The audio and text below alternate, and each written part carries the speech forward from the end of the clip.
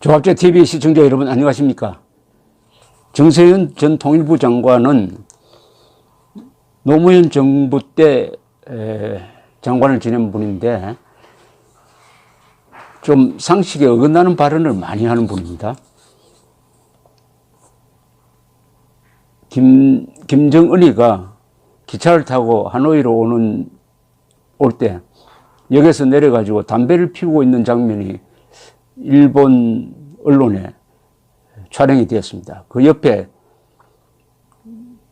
선전선동부 제1부부장인 여동생 김여정이 재떨이를 받쳐들고 있는 장면이 함께 찍혔어요. 그걸 보고 김정은은 상당히 인간적이다. 담배 피우고 있는 모습이 상당히 인간적이다. 재떨이를 받쳐들고 있는 장면도 참 자연스럽다. 다른 사람이 그렇게 했으면 아부한다고 그랬을 텐데 이렇게 아주 미화를 했습니다. 김정은이 이미지 정치를 잘한다. 그 나이에 중절모를 쓰고 다니는 것도 할아버지가 하던 일이다. 하던 짓이다. 이렇게 이야기를 했습니다. 여기에 대한 소감은 여러분들의 판단에 맡깁니다. 그런데 오늘 오전 국회의원회관에서 더불어민주당 의원들이 주최한 간담회에 나와서 한 발언은 이 문제가 좀 심각합니다. 이렇게 이야기를 했습니다. 존 볼턴을 재수없는 사람이라고 이야기했어요. 인디안 죽이는 백인 기병대장 생각이 난다. 그 사람 볼턴입니다. 그 사람을 보면 인디안 영화에 나오는 인디안을 죽이면서 양심이 가책 없이 잘했다고 하는 백인 기병대장 생각난다. 이거 인종주의적 발언입니다. 여기에 뭐 백인이란 말 굳이 꼭 넣어야 됩니까? 인디안을 죽이는 백인 기병대장 그런 장면이 있었겠죠. 그러나 그걸 일반화하면 안 되죠. 백인들이 인디안을 많이 죽였습니다. 인디안도 백인을 많이 죽였어요. 여기에 대해서는 언급을 조심스럽게 해야 되고 백인 이렇게 글쎄요. 또 이런 이야기도 했습니다. 주로 존 볼턴 비판을 많이 했네요. 정세현 씨는 하노이 회담에서 좋은 성과가 나올 거라고 예측을 했던 사람입니다. 그런데 자신의 예측과 어긋나게 되니까 아마 화풀이를 하는 것 같은데 확대 정상회담 사진이 나오는데 난데없이 볼턴이 앉아 있었다. 볼턴이 앉아 있었다. 이렇게 이야기를 하면서 옛날 이야기를 또 꺼냈습니다. 제가 통일부 장관이던 2002년 7월 당시 미 국무부 차관이던 볼턴은 북한이 별도의 장소에서 고농축 우라늄 프로그램을 운영하는 것 같다고 했다. 증거가 있느냐고 물었더니 물증은 없고 심정만 있다고 하더라. 당신은 캐도 사업이 진행되고 있을 때인데 이것을 중단시키려는 저의를 갖고 핑계를 만든 것이다. 이 사람 헛꿈 꾸는 것 아닌가 하는 생각도 했다. 북한이 저농축 연료병을 만드는 것도 고농축이라고 볼턴이 우기는 것이 아닌가. 사람들을 홀려서 북한은 나쁜 놈들이라는 이미지를 각인하려는 개성 같다. 근데 이거는 참 예를 들어도 왜 이런 예를 들죠? 2002년에 미국 국무부의 켈리 차관보가 북한을 방문해가지고 강석주 외무성 부상이었죠. 아마 만났어요. 그때 자료를 가지고 가서 당신들 왜 몰래 농축 우라늄 만들고 있느냐 하니까 강석주가 말을 못하다가 하루 지난 다음에 김정일에게 보고를 하고 허락을 받고 나서 우리가 만들고 있는 거 사실이다 라고 이야기를 했습니다. 그래서 북핵 위기가 다시 시작된 겁니다. 그러면 정세현 씨 이야기대로라면은 미국이 제시한 그 고농축 우라늄은 가짜 정보란 이야기입니까? 바로 그게 자라고 해가지고 지금 북한 핵폭탄 65개를 만드는 원동력이 된 거 아닙니까? 정세현, 임동원 이런 사람들이 미국의 보고를 믿지 않으니까 김대중 대통령도 아마 그런 보고를 받은 모양이죠. 엉터리 보고를 받은 모양이죠. 그래서 2007년 르몽드지와 인터뷰를 하면서 김대중 대통령도 자기는 아직도 북한에 가동 중인 농축 우라늄 시설이 없다라고 이야기를 했습니다. 참 웃음거리가 된 거죠. 이런 사람들이 북한 핵 문제를 이렇게 키운 거죠. 근데 그런 사람, 그 북한 핵 문제를 해결하려고 하는 존 볼턴에게 왜 이렇게 정오심을 쏟아내는 겁니까? 그럼 정세현 씨는 지금 대한민국 입장에 서 있습니까? 김정은 입장에 서 있습니까? 왜 화를 내죠? 볼턴에게 감사하다고 해야지.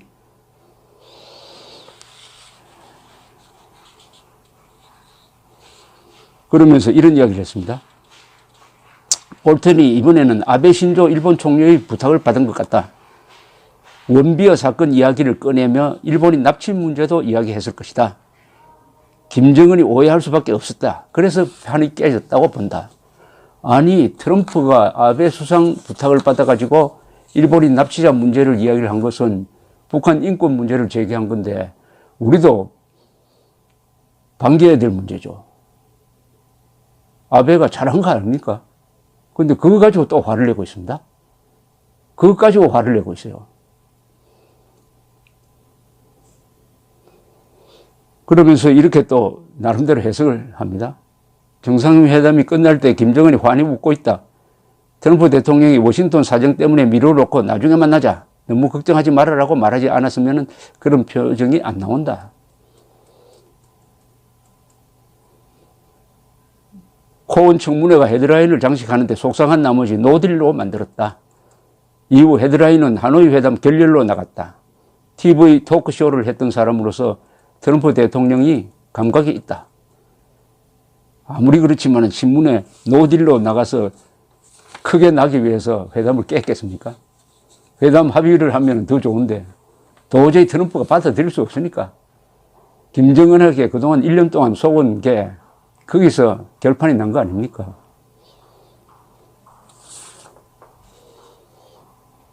또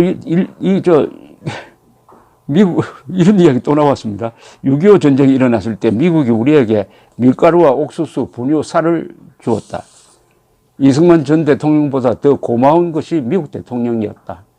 그때 미국을 좋아해서 기병대가 인디안을 죽이면 박수를 쳤다.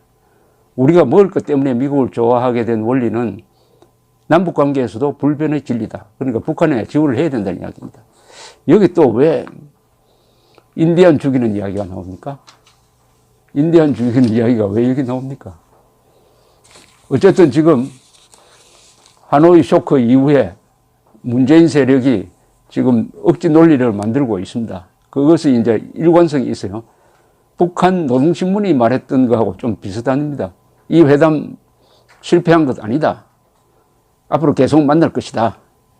북한 노동신문은 오늘까지도 이 회담이 결렬됐다는 이야기 안 하고 아주 잘 된 것처럼 포장을 하고 있습니다. 그럴 수밖에 없죠. 김정은이가 기차를 사흘 동안 타고 가서 트럼프를 만났는데 빈손으로 왔다고 하면 되겠습니까? 뭔가 지푸라기라도 하나 건져야죠. 그러면서 문재인 지지층은 이제 문재인 대통령이 할 일이 더 많아졌다. 중재자 역할로 나와야 한다. 세 번째는 이 모든 책임은 볼턴에게 있다. 볼턴이 판을 깼다. 이런 이야기인데, 아니, 볼턴이 부하가 트럼프입니까? 트럼프의 부하가 볼턴입니까? 볼턴이 조언을 했을 뿐이지, 판을 깬 것은 트럼프죠. 정세현 씨보다 훨씬 최근까지 실무에 있었던 두 사람, 조태용 전 외교부 1차관, 그리고 통일부의 김천식 전 차관 두 사람이 중앙선대위하고 인터뷰한 게 가장 정확한 내용입니다. 이 과거에 통일부에 있었다고 하더라도 정보에서 멀어지면 지금 정세현 씨 같은 이야기를 하게 됩니다. 항상 정보는 업데이팅을 해야 됩니다. 제가 보니까 이번에 문정인 대통령 특보는 의외로 냉정하게 하노이 사태를 관망한 걸 알 수가 있습니다. 이분은 미국에서 여러 전문가들을 자주 많이 만나니까 정보가 많은 사람이에요. 그러니까 정세현 씨처럼 이런 엉뚱한 이야기를 잘 하지 않습니다. 자, 그런데 조태용, 김천식 두 사람의 견해는 뭐냐 하면은 이번 회담의 제일 중요한 것은 회담의 성격을 김정은은 북한이 핵 보유국의 자격으로 회담에 임한다. 군축 회담을 하겠다는 것이었고, 트럼프는 그건 안 된다. 북한의 핵 보유국화는 인정할 수 없다. 북한은 핵을 완전히 다 없애야 한다. 핵 폐기를 목적으로 한 회담 노선을 가지고 두 사람이 만났더니 합의가 되지 않았다. 이제 트럼프 미국의 회담 전략이 수정이 되었다. 유턴했다. 완전한 핵폐기다. 북한이 영변만 내어주고 나머지 시설을 가지면서 핵폭탄 수십 개 보유한 상태에서 주한미군 철수시키고 한미동맹 해체하려고 하는 그런 전략에는 말리지 않겠다. 이게 이번 회담의 가장 큰 성과라고 정확하게 해설을 했습니다.